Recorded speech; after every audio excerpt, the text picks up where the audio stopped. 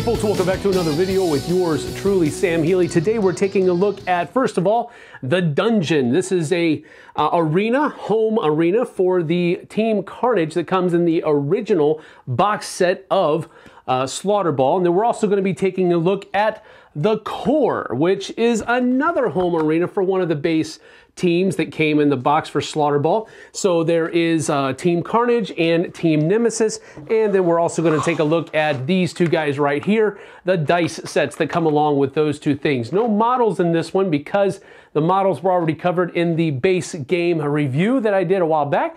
So let's get down to the table and take a closer look.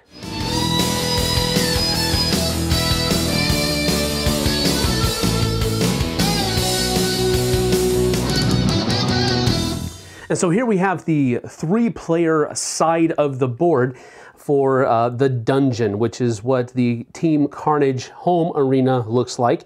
You have these special areas here that are called spike clusters.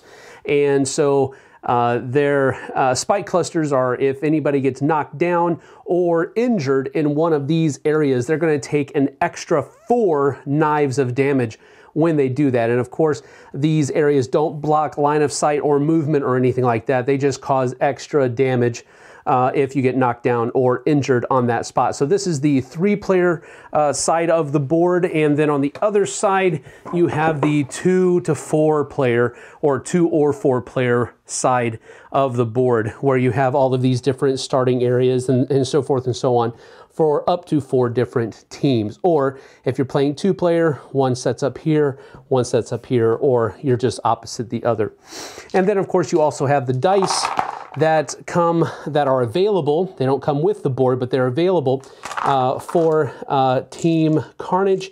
Nice little sickly green or orcish green color. So really cool on that part. Let's get to the Core. And then here we have the hexagon 3-player side of the Core, which is the Team Nemesis home field.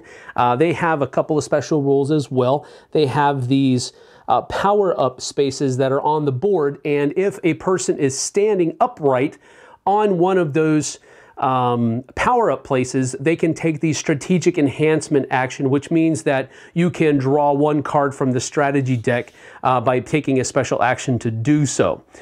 Then you also have a power cache for the exhibition and league games only, where if you are standing on one of those spaces, you can take a special action to knock yourself down, not awarding any points for that, but you can take 1 edge token of your choice from the supply, and that will simulate the athlete opening a small cache in the floor to grab a holo trophy that grants the coach a bonus. So there's just little things that you can have, and it's pretty cool because it's like an enhancement type thing, like almost a Tron-ish type look here. Really neat board. I like how clean it is.